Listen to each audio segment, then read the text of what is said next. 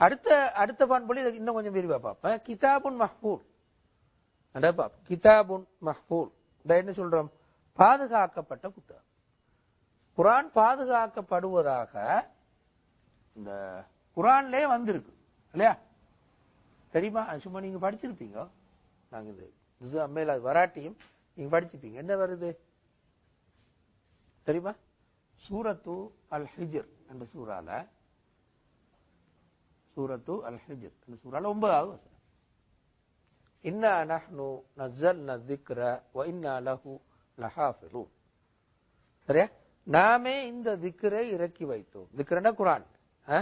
இன்னா நஹ்னு நஸல்னா ذிக்ர, நாமே இந்த திக்ரை, இந்த வழிகாட்டலை இறக்கி வைத்தோம். இன்னா நஹ்னு நஸல்னா அஸ்ஸிக்ர், இந்த வழிகாட்டலை நாமே இறக்கி வைத்தோம். வ இன்னா லஹு லஹாஃபிலூன், நாமே அதனை பாதுகாப்போம். வ இன்னா லஹு லஹாஃபிலூன், நாமே அதனை பாதுகாப்போம். இன்னா நஹ்னு நஸல்னா ذிக்ர வ இன்னா லஹு லஹாஃபிலூன் என்று வசனம். இதன்படி குர்ஆன் பாதுகாக்கப்பட்டிருக்கிறது. இப்ப இது வழங்கப்பட்டது எப்படி பாதுகாத்து. ஆனால் வேற புத்தகங்களை பாதுகாக்கலாம், பாதுகாப்பதாக வாக்குறுதி அளிக்கிறது. மற்ற புத்தகங்களை, அதாவது தௌராத்த, இன்ஜீல, அப்படியான ஜபூர, இப்படியான வேதங்களை பாதுகாப்பதாக அல்லாஹ் வாக்குறுதி அளிக்கிறது. நான் பாதுகாப்பு தருவேன் வாக்குறுதி அளிக்கிறது. அந்த வேதங்களை பாதுகாக்கிற பொறுப்பு அந்த மக்கள்கிட்டே அல்லாஹ் கொடுத்த, மனுஷன்டே கொடுத்த. சரியா? அத சூரத்துல் மாஇதா சொல்லு. பிமா உஸ்துஹ்ஃபிலு மின் கிதாபில்லாஹ், இப்படி இந்த வசனத்துல சொல்லு. சரியா? அதாவது அல்லாஹ் அவங்களுக்கு கொடுத்தான் பாதுகாக்கிற பொறுப்பு. நம்பர் சொல்லணுமா? 44வது வசனம், மாயிதால 44வது வசனம். நீங்க பிறகு முழு வசனத்தையும் பார்த்துக்கொள்ளுங்க. 44வது வசனம். அவர்கள் அல்லாஹ்வுடைய வேதத்தை பாதுகாக்கும் பொறுப்பு அவர்களுக்கு கொடுக்கப்பட்டது. அவர்களுக்கு அல்லாஹ்வுடைய வேதத்தை பாதுகாக்கும் பொறுப்பு கொடுக்கப்பட்டது. பிமஸ்துஹ்ஃபிலு மின் கிதாபில்லாஹ், சூரத்துல் மாயிதா 44வது வசனம், 5வது சூரா 44வது வசனம். அதுல அந்த கருத்தை நாங்க காட்டுறோம். சரி, அப்ப குர்ஆன் எப்படி பாதுகாக்கப்பட்டது நாங்க பார்த்தால், முதலாவது பாதுகாக்கப்பட்ட முறை என்னது? இறங்க இறங்க எழுதப்பட்டது. உடனே எழுதுவதற்கான வசதி குறைவாக இருந்து, எழுத தெரிஞ்சாக்களே குறவு. அந்த காலத்தில் ரசூலுல்லாஹ்வுடைய சமூகத்துல மக்கால எழுத தெரிஞ்சாக்களே மிக குறைவு. விரல் விட்டு எண்ணக்கூடிய கொஞ்சம் பேர் தான் எழுத தெரியும். ஆனா ரசூலுல்லாஹ் சொன்னாங்கன்னா எழுதுவதற்கான ஆக்களே வச்சு கொண்டார். அதுக்கு என்ன சொல்ற? அந்த ஆக்களுக்கு படிச்சுப்பீங்களே, குத்தாபு அல் வஹி, குத்தாபுல் வஹி சொல்லுவோம். வஹியே எழுதுபவர்கள். அப்ப குத்தாபுல் வஹியில ஒரு ஆளை சொல்லி பாருங்களேன், யாருக்கு அறியால்? ஒரு ஆள்கிட்ட பேர் ஸெய்த் இப்னு சாபித் பின்னால வந்தால் தானே மதீனா. அதாவது இப்ப என்ன சொல்ல வர, ஸெய்த் இப்னு சாபித்துக்கு கொடுத்த பொறுப்பு என்னது? கடைசிக்கு எல்லாத்தையும் முன்னு திரட்டி எழுதுங்கன்னு சொல்லி. நான் சொல்ல வர அதான் இல்லை. இது பாருங்க, இறங்க இறங்க எழுதின, இறங்கின உடனே எழுதின. ஸெய்த் இப்னு சாபித் யாரு? மதீனாவா மக்காவா? மதீனா. அன்சாரி சஹாபி, அன்சாரி சஹாபி. அவ மதீனாவை போறது அவருக்கு எழுத கிடைச்சிருக்கு, மக்கால கிடைச்சிக்காதானே. மக்கால யார் எழுதின? உதாரணமா அலி. உதாரணமா அலின்னு சொல்லுங்க லேசா. ஒருவர் அலி, அலினாக்கள் ஒரு ஆள் அலி ரலியல்லாஹு அன்ஹு. திரும்ப உஸ்மான், உஸ்மான். இப்படி நிறைய பேர் இந்த லிஸ்டுக்கு வருவாங்க. முஆவியா, காலித் இப்னு வலீத், இப்படி நிறைய பேர் இந்த லிஸ்டுக்கு வருவாங்க. மதீனாவை போனதுக்கு பிறகு இன்னொரு குரூப் அதை சேர்ந்து கொண்டு, ஸெய்த் இப்னு சாபித்ல இருந்து இன்னும் கடன் பேர், நிறைய பேர் அவர்களும் சேர்ந்து விட்டாங்க. அப்ப அதுகளுக்கு முக்கியம் இல்லை, இறங்க இறங்க எழுதப்பட்டது. இறங்குறதுல எப்படி? ரசூலுல்லாஹ் ஒரு குரூப்பை வச்சுட்டு இருந்தாங்க. இறங்கினோடனே அவங்கள கூப்பிட்டு சொல்றது எழுதுங்கன்னு சொல்லுவாங்க. அப்ப எழுதிக் கொள்ளும். அது எங்க எழுதணும், எந்த சூறாக்கு எழுதணும், அதெல்லாம் சொல்லுவாங்க. சரியா? இது ஒன்று. ரெண்டாவது விஷயத்துக்கு வருவோம். அப்ப எனவே ரசூலுல்லாஹி ஸல்லல்லாஹு அலைஹி வஸல்லம் மௌத்தாகும் போது முழு குர்ஆனும் எழுதப்பட்டிருக்கு. பாடமாக்கப்பட்டு மட்டுமல்ல, பாடமாக்கினே வேறு. அப்படித்தானே? அப்ப இதை பாதுகாத்த எப்படி? ரெண்டு மாதிரி. ஒன்று அல் ஹிஃப்ல், இன்னொன்று அல் கிதாபா. எழுத்து வடிவிலும் திரும்ப மரணமுற்ற வடிவிலும் ரெண்டு வகையிலையும் பாதுகாத்து வந்தார். குர்ஆன் அந்த எழுத்து வழிவிட பாதுகாக்கணும் என்றது வலியுறுத்தியும் வந்து. எப்படி? நீங்க படிச்சீங்க ஜுஸ் அம்மையில, சொல்லுங்க. எழுத்து வடிவில குர்ஆன் நீக்கின்னு சொல்லி வந்து. எப்படி வந்து? உதாரணம், யத்லு சுஹுஃபன் முத்தஹ்ஹரா இல்லையா? சுஹுஃபன் என்னது? ஏடு, எழுதப்பட்ட ஏடு. குர்ஆன் சொல்லுது, குர்ஆன் எழுதப்பட்ட ஏட்டை பார்த்து ஓதுவார். யத்லு சுஹுஃபன் முத்தஹ்ஹரா, சும்மா ஓதுறேன்னு சொல்லல, ஏடாகவும் இருக்கும், எழுதப்பட்ட புத்தகமாகவும் இருக்கும் சொல்லு. இன்னொரு ஆயத்தையும் சொல்லுங்க, சூரத்து அபஸ் இல்லையா? அபசவத்தவல்ல அலைவர் எங்க வருது? வருதா? வருதானே? கொஞ்சம் பின்னுக்கு வருது, கொஞ்சம் லேசா பின்னுக்கு, மிச்சம் பின்னுக்கு இல்ல, லேசா பின்னுக்கு வருது. அதுவும் இதே சொல்லித்தான் வரும். எது? சுஹுஃப் இல்லையா? சுஹுஃப் பிஐதி சஃபரா கிராமின் பரர். சஃபரான்ற சொல்லுக்கு ஒரு கருத்து என்ன? எழுது போர் இல்லையா? எழுது போர். தூதர்கள்ட கருத்து இருக்கிற மாதிரியே எழுது போர்கின்ற கருத்து பாரு. அவங்களோட கைலிக்குன்னு வரும். பிஐதி சஃபர், ஓதுற கைலிக்குமா? மரணம் விட்டது கைலிக்கும் புத்தகம் தான். அப்படித்தானே? அப்ப பிஐதி சஃபர் கிராமின் பரரா, பிஐதி சஃபர் அன்வார். அப்படி அந்த வசனத்தால இந்த கருத்து பாதுகாக்கப்படணும் என்ற கருத்து உணர்த்தி வந்திருக்கிறான். எழுத்து வடிவிலே சரியா? இது அப்ப எனவே ரசூலுல்லாஹி ஸல்லல்லாஹு அலைஹி வஸல்லம் மௌத்தாகும் போது முழு குர்ஆனும் எழுதப்பட்டிருந்தது. மரணம் விடப்பட்டு மட்டுமல்ல, மரணம் விடப்பட்டும் இருந்தது. நிறைய பேர் மரணம் மட்டும் இருந்தாங்க. அதோட எழுத்து வடிவிலே சரியா பாதுகாப்பட்டிருந்தது. இரண்டாவது கட்ட பாதுகாப்பு முயற்சி என்னது? முதலாவது முயற்சி. அப்ப எனவே ரசூலுல்லாஹ் முழு குர்ஆனையும் எழுதி வைத்தார்கள் என்றது தெரியும். முழு குர்ஆனையும் ரசூலுல்லாஹ் எழுதி வைத்தார்கள். இப்படியே சுன்னாவும் எழுதப்பட்டதா? இல்ல. அப்படித்தானே? என்ன ரசூலுல்லாஹ் பேசுறேன்னு சொன்னாவே எழுதி முடிக்கல. நேரம் ஒரு ஆள் இருந்து எழுதி சரி சிரமம். எனவே அதை என்ன செஞ்சாங்கன்னா ஒவ்வொரு ஆளும் மரணம் விட்டு கொண்டார். யார் ஈந்தோ அந்த நேரத்துக்கு அந்த மரணம் விட்டு கொண்டார். இது அப்படி இல்லை, எழுதியே வச்சாங்க. என்ன குறிப்பிட்ட அளவு தானே. எது நேரம் குர்ஆன் இறங்கி நிற்குமா? இருக்காது. ஒரு நாளைக்கு ஒரு முறை நடக்கும், சில நேரத்துக்கு 2 முறை, சில நேரத்துக்கு 2-3 நாளைக்கு இறங்காது. அப்படித்தானே? இன்றைக்கு இறங்கிட்டு இன்னொரு 2-3 நாளைக்கு இறங்காது, மறுக ஒரு 2-3 நாளுக்கு மறுகிறது. அப்படியே இல்லையா?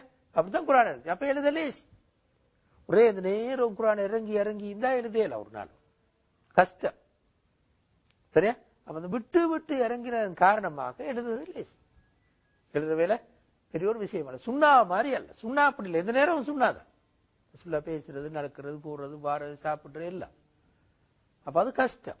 இது லேஸ். ஒரு நாளைக்கு ஒரு முறையோ அல்ல கூடனா 2 முறை இருக்கும். சில நேரத்துக்கு 2-3 நாளைக்கு இறங்க காப்பிக்கும், திரும்ப இறக்கும். இல்லாட்டி 23 வருஷத்துக்கு முந்தைய இறங்கி முடிஞ்சுக்குமே எல்லாமே. அவ்வளவு இல்லை. 6,000 வசனம் ஒவ்வொரு நாளுமே நிறைய இறங்கி இருந்தால் 23 வருஷம் எந்தக்கு தேவையில்லை. அப்படித்தானே? தேவையா? தேவையில்லை. சுருக்கம் முடிஞ்சிரு. 6,000 வசனம் பிரிச்சுட்டு பாருங்களேன். ஒரு நாளைக்கு இத்தனை வசனம் பிரிச்சுட்டு 23 வருஷத்தை நாட்களாக பிரிச்சு பாருங்க. 365 நாள் ஒரு வருஷத்துக்கு. சரியா? 365. ஒரு நாளைக்கு 10 வசனம். அப்ப எவ்வளவு? 3650 வசனம். முடிஞ்சு 2 வருஷத்துல எல்லாம் முடிஞ்சு. அப்படித்தானே? 2 வருஷம் முழு குர்ஆனும் இறங்கு. அதுல இருந்து என்ன விளங்கு எங்களுக்கு? விட்டு இறங்கியதுன்னு விளங்கு.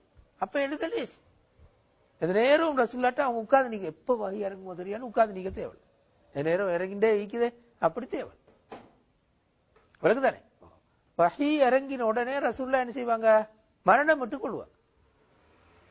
அப்ப கொஞ்சம் லேட் ஆகி வந்தாலும் சொல்லேல், அந்த எழுதுறாக்கள் கொஞ்சம் லேட் ஆகி வந்தாலும் சொல்லேல். விளக்குதானே? இதுதான் நாங்க சொல்ற ரசூலுல்லாஹ்வுடைய காலத்தில் பாதுகாக்கப்பட்டது. 2வது கட்டத்துக்கு வருவோமே. 2வது பாதுகாக்கிற முயற்சி என்னது? அபூபக்கர் ரலியல்லாஹு அன்ஹு காலம். இந்த பாதுகாப்புக்கு என்ன சொல்லுவோம் நாங்க?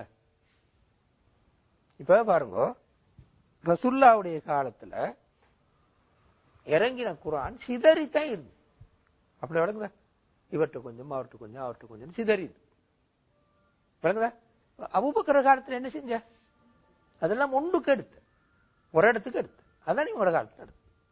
அது காரணம் உங்களுக்கு தெரியும், நான் சொல்ல தேவையில்லை. என்ன காரணம்? என்ன யுத்தம் அது? எமாமா. சரியா? எமாமா யுத்தத்துல வைத்து நிறைய மரணம் விட்டவர்கள் மரணிச்சாங்க, மூத்தா போனாங்க நிறைய பேர் இமாமா யுத்தத்துல வைத்து. அப்ப உமர் இப்னு கத்தாப் ரலியல்லாஹு அன்ஹு வந்து சொன்னாங்க, இப்படியே விட்டால் யுத்தங்கள் தொடர்ந்து நடந்து கொண்டே இருந்தால் மரணம் விட்ட ஆக்கள் மரணிக்க பாப்பா குர்ஆன் அழியறதுக்கு ஒரு சான்ஸ் உண்டு. தானே? ஏன் அப்படி சொன்ன? எழுத்து நீக்கிதானே. அப்ப மரணிச்சா மரணிச்சுட்டு போட்டு ஏன் அப்படி சொன்ன சொல்லுங்க. இப்ப எழுத்துல உள்ள அந்த காலத்து எழுத்துல உள்ள பிரச்சனை என்னண்டா, எழுத்து மட்டும் போதான் அந்த காலத்துல. ஏன்னு சொல்லுங்க, எழுத்து சரி கஷ்டம் அந்த காலத்துல. இந்த கல்லுல எழுது, ஒரு வகையான இந்த வெள்ளை கல்லிக்குது, இந்த வெள்ளை கல்ல எழுது, திரும்ப தோல்ல எழுது, தோள்களை எடுத்து அதில் எழுது, திரும்ப பட்டகள் எழுது. அதாவது இந்த ஈச்ச மரம் எங்கட தினமரமா இருத்தேன் கண்டிக்கு இருந்தா ஈச்ச மரத்தேன் இல்லையா, இல்லாட்டி காத்தாங்குடி போய் பாட்டு வரல சரியா, காட்சி மீதான். அவன் அந்த பட்டைகளை கலட்டி அதில் எழுதி இப்படித்தான் எழுதி வச்சான். அப்படி எழுதுற நேரம் உள்ள சிக்கல் எங்கட இந்த புக் மாதிரி இருக்காதே, பிரிண்ட் மாதிரி இருக்காது, இவ்வளவு தெளிவா இருக்காது இந்த மாதிரி. அப்படித்தானே? சரியான தெளிவா இருக்காது. அப்ப அதுல கொஞ்சம் அங்குஜி காய்களை மீக்கும். நல்ல அறிவுள்ள ஆளுதான் வாசிக்கணும், அழகா அறிவுள்ள ஆளுதான் வாசிக்கணும். சரியா? அப்ப அதோட போதாத்துக்கு என்ன செஞ்சிருக்குன்னா சிதறித்தான் இக்கி பலர்ட்டு. அவர்கிட்ட கொஞ்சம் பிரதிகளிக்கு, இவர்கிட்ட கொஞ்சம் மீக்கி, அவர்கிட்ட கொஞ்சம் மீக்கி, அப்படித்தான். அப்ப இது என்ன செய்யணும்? ஒரு இடத்துக்கு எடுக்கும், எடுத்து ஒரு புத்தகமா செஞ்சு பாதுகாத்து வச்சுக்கணும். அப்ப திரும்ப அதை தொடர்ந்து கொண்டு போய் சிதறி போயிருந்து ஆக்களம் மூத்தாயிண்டே போனால், மன்னமிட்டு ஆக்களம் மூத்தாயிண்டே போனால் சிக்கலாம். இதை உமர் ரலியல்லாஹு அன்ஹு இவங்கள்ட்ட சொல்ல 2 பேரும் முத்து எல்லாரையும் எடுத்து அப்பதான் நியமிச்ச. யார? ஸைத் இப்னு சாபித். ஸைத் இப்னு சாபித் இந்த பத்ர் யுத்த நேரம் அவருக்கு வயது 8. சரியா? அதாவது பத்ர் யுத்த நேரம் அவர் ரும்மா, ஸைத் இப்னு சாபித் ரும்மா ரசூலுல்லாஹ் இடத்துல கூட்டிட்டு வந்து இவங்களை யுத்தத்துக்கு எடுத்து கொடுங்கன்னு சொன்னாங்க. யுத்தத்துக்கு கூட்டு போக. இப்ப ரசூலுல்லாஹ் சொன்னாங்க 8 வயசு பிள்ளை யுத்தத்துக்கு கூட்டு போகலான்னு சொல்லி. சரி, அப்ப சொன்னாங்க சரி அப்ப உங்கள்கிட்ட இருந்து படிக்கட்டும் விட்டு போனாங்க. அப்ப 8 வயசு. அப்ப ரசூலுல்லாஹ் மூத்தார் எத்தனை வயசு ஆயிக்கும்? பத்ர் யுத்தத்தின் பாருங்களேன், 2வது வருஷம் 11, அப்ப 9 மட்டும் 17. அப்ப அபூபக்கர் அவங்களுக்கு அடுத்து ஆக்குன்னா 20 வயசு, 20 வயசும் இல்ல, 18 19 வயசு, அவ்வளவு சின்ன ஒரு பொடியர். அப்படித்தானே? ஆனா அவர் தான் தலைவர், எழுதுறதுக்கு அவர் தான் தலைவர். சின்ன ஒரு ஆளத்தை அட்வான்ஸ் லெவல் படிச்சு இந்த காலத்துல இது அப்படித்தானே, அட்வான்ஸ் லெவல் அப்பதான் முடிச்சு. ஏன் காரணம் அது? ஏன் காரணம்? அவ்வளவு இன்டெலிஜென்ட், சரியான கூட அறிவு தரம். இப்ப ரசூலுல்லாஹ் இந்த ஸைத் இப்னு சாபித் பத்தி சொன்னாங்க, நீங்க இந்த ஹீப்ரு மொழியை படிங்க. அப்ப அவர் 17 நாளில எழுதவும் வாசிக்கவும் படிச்சு முடிச்சார். அற்புதம் இல்ல, அது சில ஆட்களோட திறமை. அப்படித்தானே? 17 நாள், அவ்வளவு இன்டெலிஜென்டான மனுஷன். பிறகு இவர் நியமித்ததுக்கு இன்னொரு முக்கியமான காரணம் என்னது? ஜிப்ரீல் அலைஹிஸ்ஸலாம் ரசூலுல்லாஹ்விடத்துல வந்து ஓதி காட்டுற நேரம், முழு குர்ஆனை ஓதி காட்டுங்க கடைசியா இவர் தான் கூட ஸைத் இப்னு சாபித் இருந்து கேட்டுக்கொண்டிருந்தார். ஓதி காட்டுறது அப்படியே கேட்டுக்கொண்டிருந்தார். எனவே இந்த பின்னணி எல்லாம் இருக்கிறதுனால இவரை நியமிச்சார். ஸைத் இப்னு சாபித் தலைவரா போட்டு இன்னொரு குரூப்பை நியமிச்சு, அவரை மட்டுமல்ல ஒரு குரூப்பை நியமிச்சு எழுதிட்டு வைக்கிறார். அப்படி எழுதுற நேரம் எப்படி எழுதினாங்கன்னா 2 விஷயங்களை வச்சு எழுதினார். ஒன்று எழுத்துலையும் காட்டும், ஒவ்வொரு ஆளா கூப்பிடு கேட்டு எழுதிருப்ப.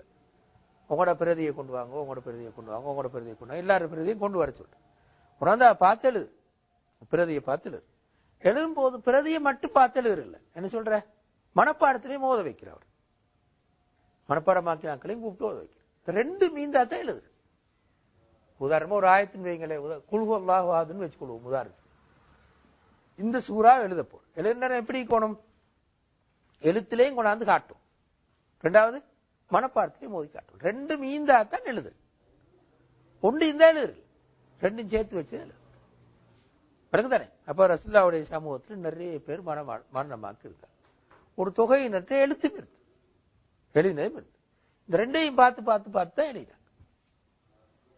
பிறகுதானே அப்ப நீங்க விலை கொள்ளணும், ஸைத் இப்னு சாபித் இந்த தலைமையில் இருந்த அந்த குழு இப்படி செய்யல. இப்படி மரணமிட்டாக்கள் சொல்றது மட்டும் கேட்டு எழுதல.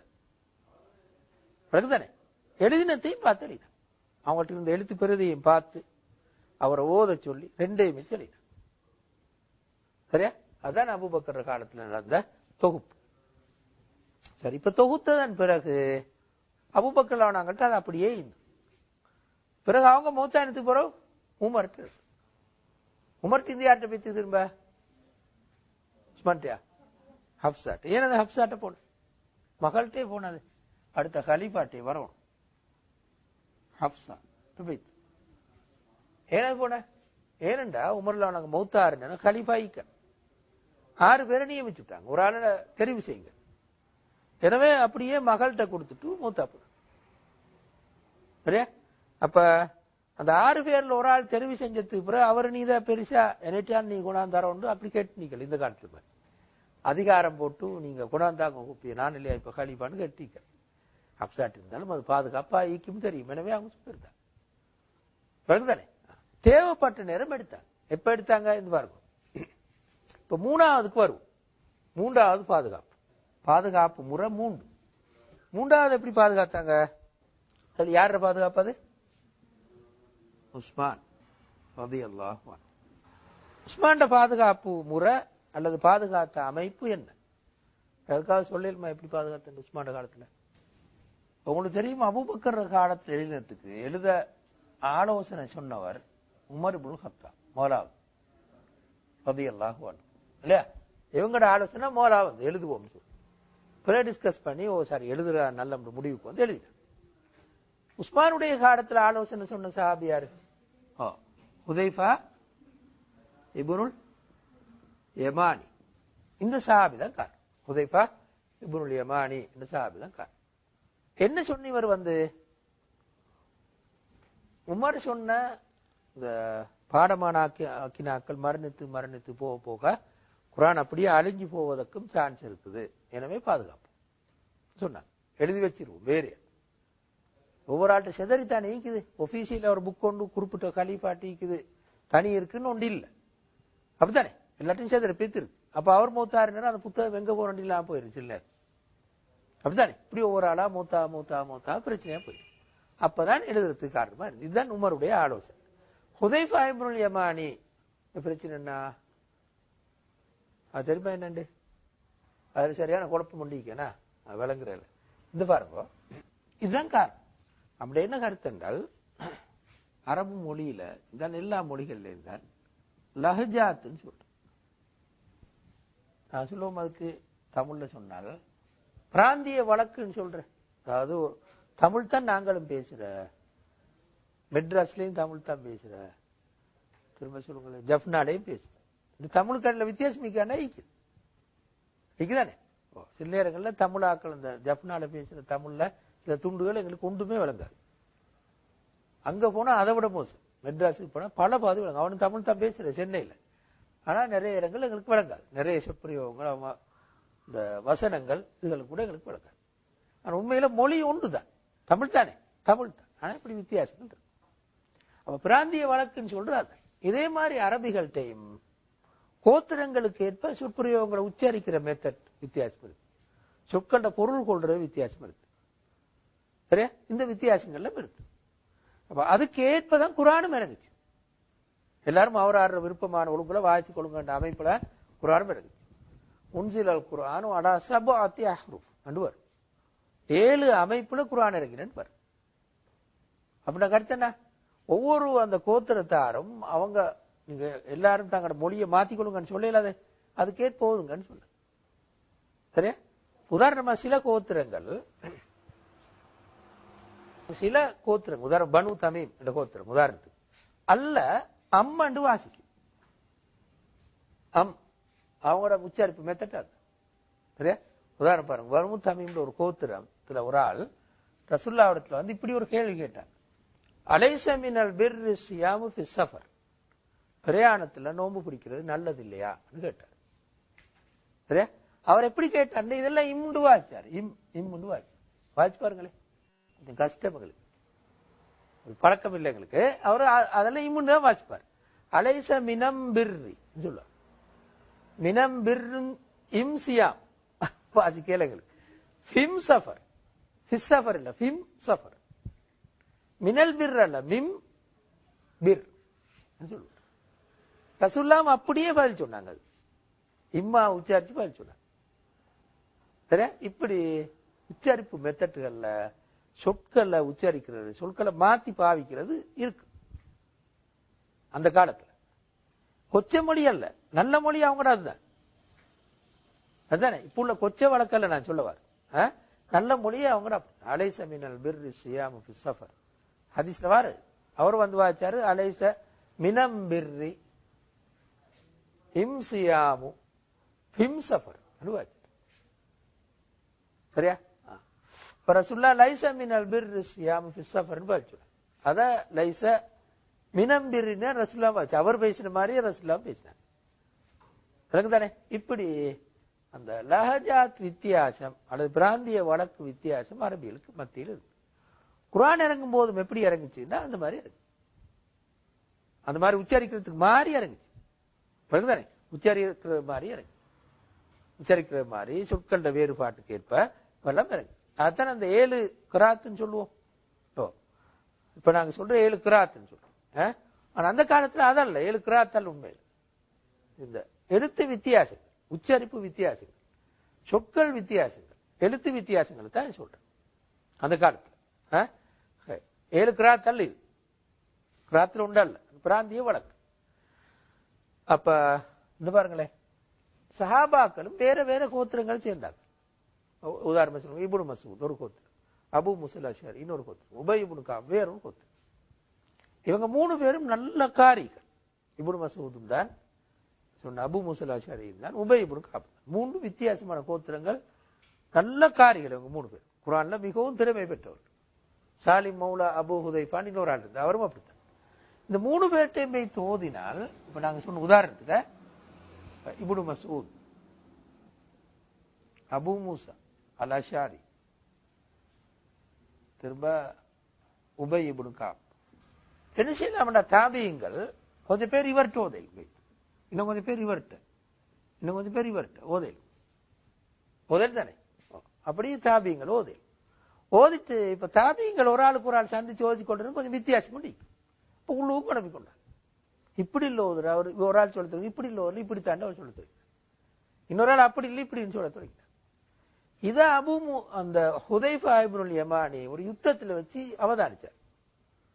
ஒரு யுத்தத்தை வச்சு அவதானி சண்டை போறது பிறகுதானே. அப்ப உஸ்மானுக்கு அறிவிச்சாரு, இப்படித்தான், பிழையல்ல, உண்மையில பிழையாது, பிழையல்ல, ஆனா குழப்பமா போய்த்திரும். பிறகு பின்னால காலம் பாரு இடத்துல கொஞ்சம் காலம் தூரம் போற இடத்தையும் குழப்பமா போய். அப்ப இவர் அறிவிச்சாரு, ஹுதைஃபா இப்னுல் யமானி, இப்படி குர்ஆனுக்குள்ளாலே இந்த மாதிரி சிக்கல்கள் வந்து பிரச்சனை வாரத்துக்கு முந்தி நீங்க இதுக்கு ஒரு ஒழுங்குக்கு வாங்க, இல்லாம போக போக மோசமா போயிருந்து சொல்லி. அதோட சேர்த்து வந்த இன்னொரு பிரச்சனை என்னண்டா, சஹாபாக்கள் தாங்கள் எழுதின அந்த வேதமிக்கு தானே, அவங்க எழுதின சொந்தமா அதை வச்சுதான் படிச்சு கொடுப்பாங்க. எல்லாரும் சேர்ந்து எழுதின எங்கிக்குது ஹப்சாட்டி, மற்றது அவங்க எடுத்துட்டு போவாங்க, அந்தந்த இடங்களுக்கு எடுத்துட்டு போய் அதை ஒதுக்கி கொடுப்பாங்க. அப்படி அவங்க சொந்தமாக எழுதின வேதங்கள்ல அல்லது இந்த குர்ஆன் பிரதிகள் இப்படி. இப்ப ஒரு ஆயத்து வந்து வைங்களே, ஏதாவது ஒரு ஆயத்தை நாங்க வச்சுக்கொள்வோமே, உதாரணமா சொல்லுவோம், அல் குன்னஸ் அல் ஜவாரில் குன்னஸ் என்று வந்தன்னு வச்சுக்கொள்வோம். இப்ப சாதி என்ன செய்வார்கள், இதுக்கு பக்கத்துல லேசா சின்ன இடத்துல எழுதி வச்சுக்கொள்ள, இது கருத்து தான் உதாரணம். அல்லது ஈனே எழுதுவார் பக்கத்துல, இப்படி அந்த காலத்துல பெக்கெட் ஒன்றும் இல்லை, நெடுக அப்படியே சும்மா எழுதிடுவார். அந்த சாபி தெரியும், இது குர்ஆன், இது நான் எழுதினேன்னு தெரியும். அதே எடுத்து ஒரு தாபி பார்த்தா என்ன நடக்கும் அவருக்கு தெரியும் ஒழுங்க, அதுவும் சேர்த்து குர்ஆன் விளங்கி. இந்த சிக்கலை எல்லாம் ஹுதைஃபா இப்னுல் யமானி அவதானிச்சு அறிவிச்சு விட்டார். இங்க விஷயம் குழப்பமா போயிடும், போற போக்கு சரியில்லை, நீங்க ஏதாலும் ஒழுங்குபடுத்துங்கன்னு சொல்லி தானே. அப்போ உஸ்மான் என்ன செஞ்சாங்கண்டா, ஹப்சாட்டின் குரானை வரவழைச்சு திரும்பவும் அவரே தலைவரா போட்டு, யாரு ஸைத் இப்னு சாபித், அவரே தலைவரா போட்டு சயீத் இப்னுல் ஆஸ் இன்னொரு சஹாபி இருந்தார். இவரோட குறைஷ், இந்த அரபு எழுத்துல மிச்சம் திறமையானவர், சரியா? அவரை நியமிச்சு இந்த குரூப் ஒன்றை நியமிச்சு சொன்னாங்க, நீங்க ஹப்சாவுடைய குரானை பார்த்து எழுதுங்க. திரும்ப எழுதும் போது என்ன செய்யுங்கண்டா, குறைஷிகள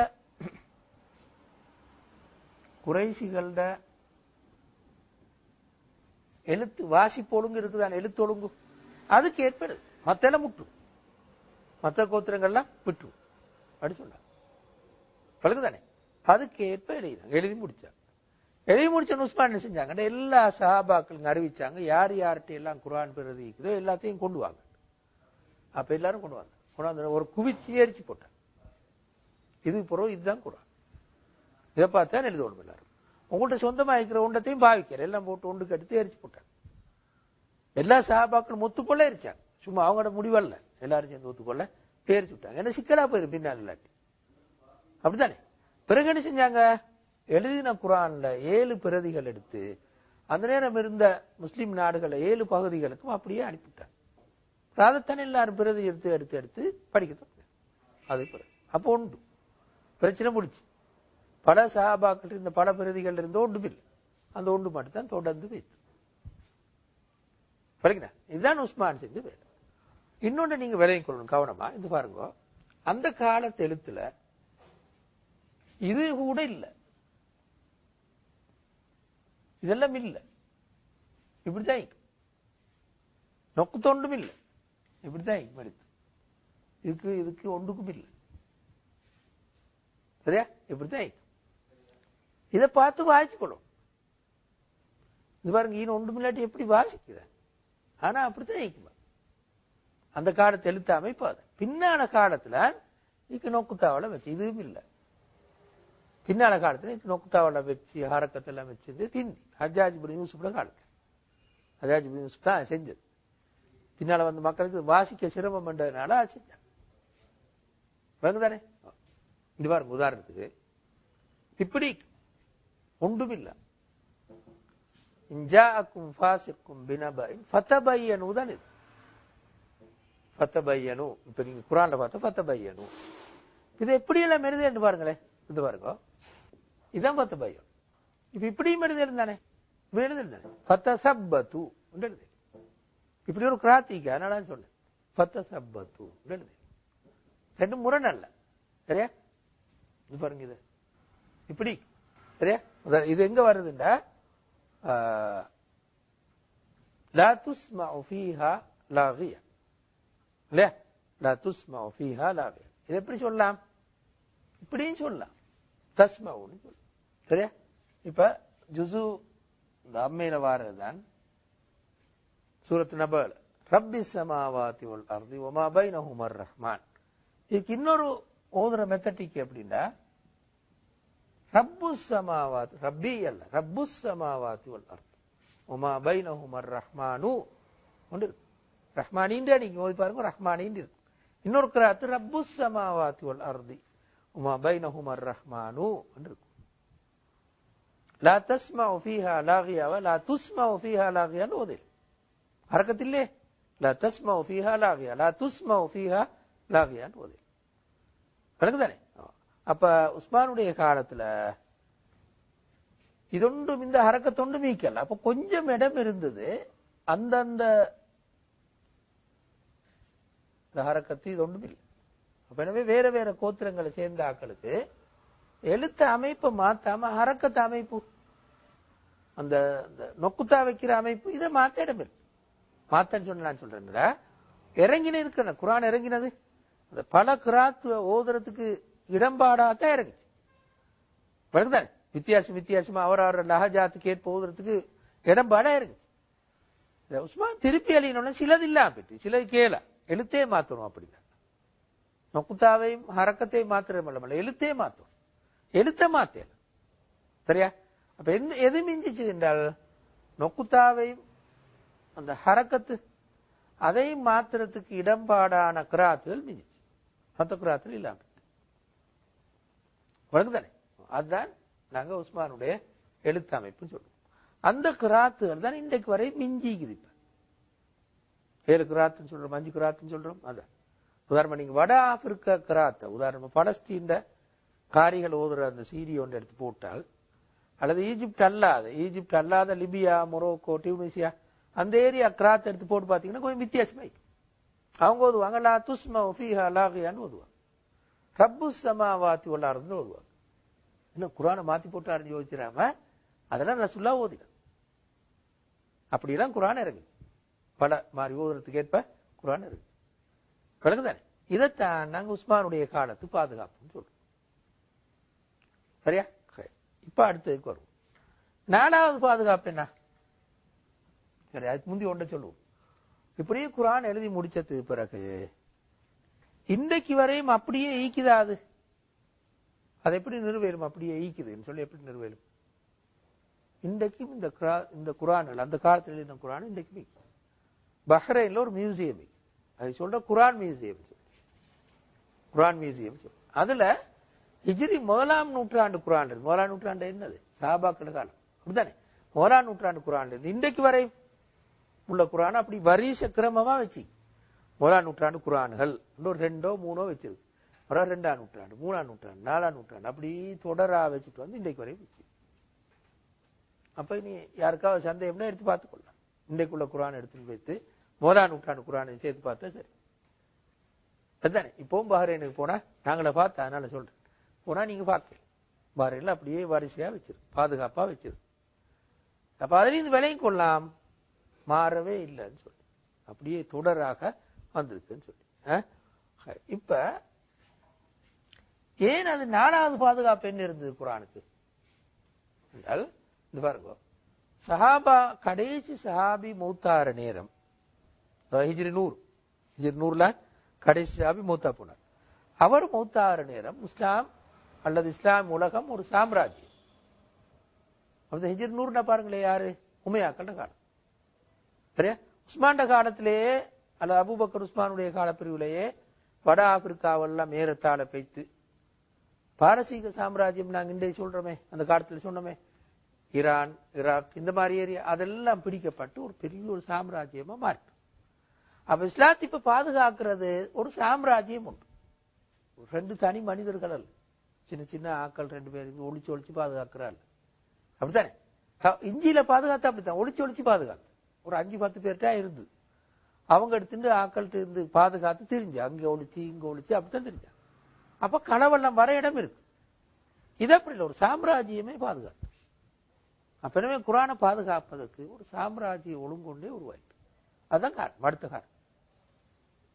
எனவே என்ன செஞ்சிருந்தா, குர்ஆனை மரணமிடும் வேலை இந்த காலத்திலும் தொடங்கி ரசூலுல்லாஹ்வுடைய காலத்திலும் தொடங்கி எப்படி கூடிச்சா குறைஞ்சா? கூடிச்சு. என்ற சனத்தோகிறே ரசூலுல்லாஹ் காலத்தில் ஒரு சின்ன ஒரு குரூப், பிறகு பெரிய ஒரு சாம்ராஜ்யமா மாறியது. திரும்ப அதை விட பெருசு, திரும்ப அதை விட பெருசு, இப்படி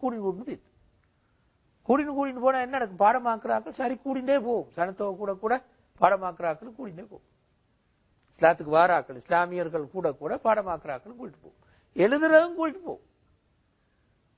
ஒரு காலத்துல அந்த குர்ஆன் கொஞ்சம் இருந்தா போதும், என்ற சனத்தொகை குறவு, அப்ப கொஞ்சம் இருந்தா. இப்ப கோடிக்கணக்கில் வேணும், அப்பதான் போதும். முஸ்லீம்கள் இருக்கிற அளவு கோணுமே, அப்படித்தானே? கோடிக்கணக்கில் இருந்தா தான் போதும். இப்ப உதாரணத்துக்கு எடுத்து பாருங்க, இன்றைக்கு இருக்கிற அவ்வளவு முஸ்லீம் அவ்வளவு குர்ஆன் பிரதியை எடுத்து எரிச்சாலும் குர்ஆனை அழிக்கல. ஏன்னு சொல்லுங்களேன்? அவ்வளவு பாடமாக்கி எரிக்கோ மேல எங்க எரிச்சு முடிக்கிற, அப்படித்தானே? முழு கோடிக்கணக்கான ஊர்கள் இருக்கு. எல்லா வீட்டுக்கும் போகணும், ஒரே நேரத்தில் வைத்தோ ஒன்றா எடுக்கணும், எடுத்து எரிக்கும். அதே சிரமம். அப்படித்தான் எரிச்சாலும் அடுத்த நாளைக்கு எழுதி போட்டுருவாங்க. அவ்வளவு பாடமாக்கினாங்க. உதாரணம் மொரிட்டோனியா எங்கேயும் தெரிந்தானே, எங்கே? வட ஆப்பிரிக்கான தொங்க அத்லாந்திக் சமுத்திரத்தோடு உள்ள நாடு. தொங்க லீக் இப்படி வரும், இந்த துண்டு இதுதான் மொரிட்டானியா துண்டு. அந்த மக்கள் அவர் அரபு நாடு, சரியா? அந்த மக்கள்ல குர்ஆன் பாடம் இல்லாதாக்கள் இல்லை, 100% பாடம் எல்லாருக்கும். அவங்களோட விசேஷம் என்ன தெரியுமா? ஹதீஸ் பாடமாக்குற அவங்களோட விசேஷம். குர்ஆன் பாடமாக்குற சின்ன செய்தி, அது எல்லாருக்கும் பாடம். மேலதிகமா புகாரி பாடம், எனக்கு 6 கிரந்தங்கள் பாடம், எனக்கு 3 கிரந்தங்கள் பாடம் சொல்றதுதான் அவங்களோட பெருமை. குர்ஆன் பாடம்னா கணக்கு இருக்காதாக்க, ஏன் எல்லாருக்கும் பாடம் தானே, அது பெரிய ஒரு விஷயமானு கேட்பாங்க. உதாரணத்துக்கு நான் சொல்றேன், லிபியால எவ்வளவு பேர், லிபிய சமூகத்துல சனத்தொகையில 3 பகுதியினருக்கு குர்ஆன் பாடம். 3 பகுதியினர், லிபியாவை ஆக மோசமாய்ந்த நாடு, அதுல நிலைமை 3 பகுதியினருக்கு குர்ஆன் பாடம். அப்ப பாருங்களேன் எவ்வளவு பேர் பாடமாக்கின்னு சொல்லி. சரியா, ஈஜிப்ட மத்த நாடுகள்ல எத்தனையோ 1000 லட்சக்கணக்கான ஆக்களுக்கு குர்ஆன் பாடம். எங்க நாட்டிலே பாடம் இப்படி இந்து அப்படித்தானே பாடம். மற்ற அஜமி நாடுகள் இருக்கும், அஜமி நாடுகள் எல்லாத்திலையும் ஹாஃபில்கள் நிறைய பேர் இருக்கிறாங்க, அரபியல் மட்டுமல்ல அப்படித்தானே. அப்ப கோடிக்கணக்கான ஹாஃபில்கள் இன்றைக்கு இருக்கிறாங்க. அப்ப குர்ஆனை அழிக்கிறேன்னு ஒன்று வரையல, போதாத்துக்கு இன்னொன்று என்ன புதுசா சிடியில் எத்தனையோ கோடிக்கணக்கான சிடிகள் அப்படித்தானே. அப்ப பாதுகாப்பு கூடின்னு தான் போய் தொடர்ந்து. இந்த வகையில நாங்க சொல்லுவோம் இது கிதாபுன் மஹ்ஃபூஸ், பாதுகாக்கப்பட்ட ஒரு நூல். பாதுகாப்புக்கு பங்கம் ஏற்படுற மாதிரி ஒன்றுமே வரலாற்றில் நடக்கல. அந்த உதாரணமா கிறிஸ்தவ வரலாற்றில் நடந்த மாதிரி, மத்த வேதங்களுக்கு நடந்த மாதிரியான பாதுகாப்பற்ற சூழல் ஒன்று முஸ்லீம்களுக்கு வரல. தொடர்ந்து சாம்ராஜ்யமாக நாடுகளாக பெரிய ஆதிக்கம் படைத்தோட தொடர்ந்து இருந்தார் அப்படித்தானே. அப்பவே அவங்களுக்கு குர்ஆனை பாதுகாக்கிறதுக்கு காண எல்லா வாய்ப்புகளும் வசதிகளும் அப்படியே இருக்கு. எனவே குர்ஆன் எல்லா இடங்களையும் ஒரே குர்ஆனாக இன்றைக்கு வரை தொடர்ந்து வரலாறு நடுக தொடர்ந்து இருந்தது. அப்ப அந்த இப்படி இருந்தது மட்டுமல்ல, அல்லாஹ்வுடைய குர்ஆன் மட்டுமல்ல, பாதுகாக்கப்படாட்டி இது இல்லாம போய் தெய்வீக வேத நூல்ன்றது இல்லாம போய் தௌராத் இஞ்சிலுக்கு நடந்த மாதிரி இருக்கும். இறங்குற நேரம் அல்லாஹ்வுடைய வேதமா இருந்தாலும் பாதுகாக்கிற நேரம் இல்லாம போயிட்டு அந்த நிலைமை குர்ஆனுக்கு மந்தி கேளும். ஆனால் அல்லாஹ் சொன்னது போல இன்னா நஹ்னு நஸல்னா ஸிக்ர வ இன்னா லஹு லஹாஃபிலூன் சொன்னது மாதிரி பாதுகாப்பதற்கான ஒழுங்குகளை அல்லாஹ்வே செஞ்சு விட்டார்.